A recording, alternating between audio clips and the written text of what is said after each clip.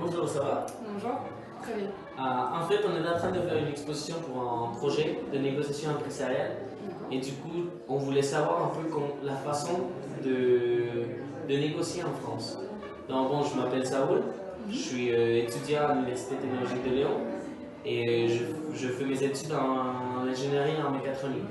Donc tu pourrais te présenter s'il te plaît? Bien sûr. Donc, je m'appelle Cécile Torrens, je suis française, j'habite dans le sud de France, à Toulouse. Ok. Je suis en master en littérature et ici au Mexique, je suis assistante de français. Ah super.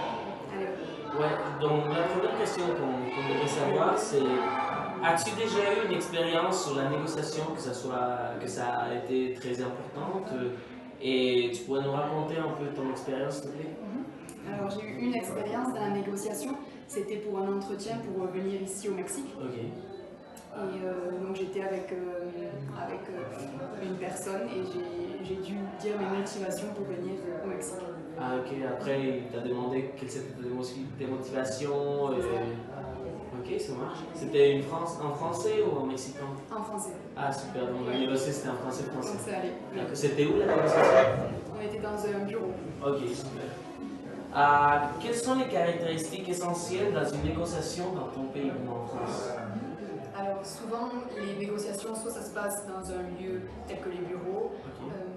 si c'est plutôt formel, sinon ça peut être dans un restaurant. Ok. Selon la boîte, il faut être le plus clair possible, exposer ses arguments, tout en restant assez cordial avec la personne. Super, normalement, qu'est-ce que vous faites? Gagner-gagner ou c'est plutôt moi je gagne, l'autre perd?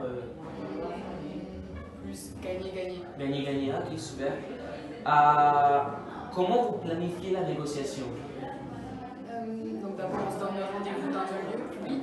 Le choix du restaurant est important. Ok. Il faut que ça soit assez calme pour pouvoir discuter. Ok. Et en même temps une atmosphère détendue. Ok. Ça, et après on mange et au fil du repas, on va négocier. Ok. Et c'est important, genre le type de vin que tu prennes dans la négociation ou pas? Oui, forcément, un petit peu de vin, un petit peu de plat aussi. Enfin, Ok. on fait attention à ce qu'on choisit, à comment on parle. Ah ok, parfait. Ah super. Les négociations, normalement c'est une personne avec une personne ou normalement c'est par groupe? Ça dépend des boîtes. Soit c'est juste avec le patron, soit ça peut être un groupe si la boîte est plus jeune et plus Des idées pour...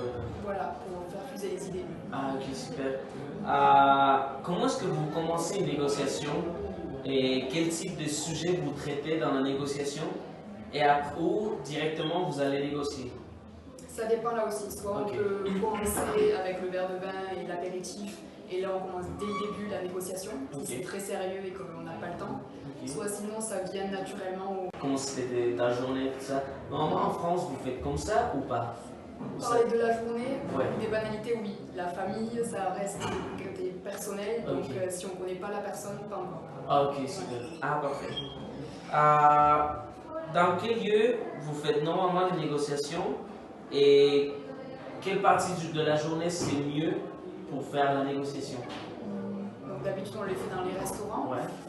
surtout à midi, principalement à midi. Le soir c'est possible également, mais Jusqu'à quelle heure à peu près, genre ça va être 20h, 20h, ok. max. Ah ok, super. Bon, combien de temps dure une négociation depuis le début jusqu'à la fin? Ça peut durer très longtemps comme pas longtemps. Ok. Ça dépend des situations, mais le temps d'un repas, donc disons 2 heures. 2 heures. Ok. Merci. Et bon, ça c'est un facteur important.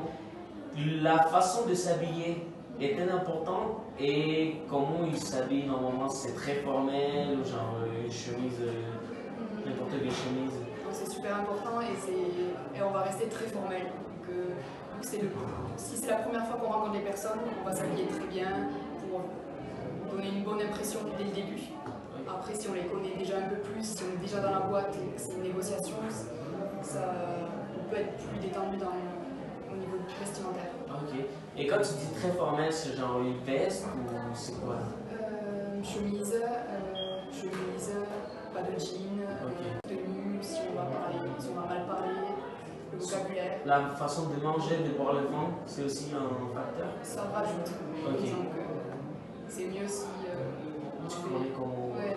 J'ai fait le connaisseur dans la nourriture et le vin. Ouais. Et tu connais si jamais, par exemple, la négociation avec un Mexicain, c'est la même qu'avec un Français où il y a plus de détails, genre qu'il regarde plus. Si c'est plus facile, par exemple, faire la négociation avec un Français qu'avec un Mexicain ou avec un autre.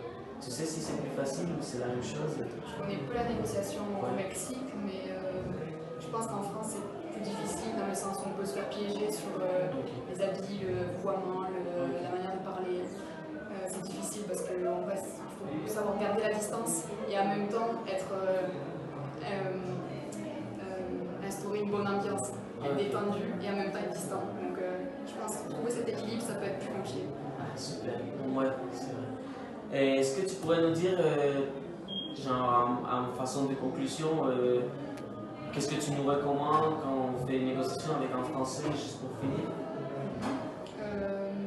Comme je disais, la ponctualité c'est super important, manière de s'habiller, manière de manger, de s'adresser à la personne. Et oui, après, bon, il faut bien réfléchir à ça, mais aussi être détendu et savoir instaurer une bonne ambiance. Ah, ok, super. Bon, franchement, merci beaucoup, Cécile, c'était un plaisir. Bon, à plus.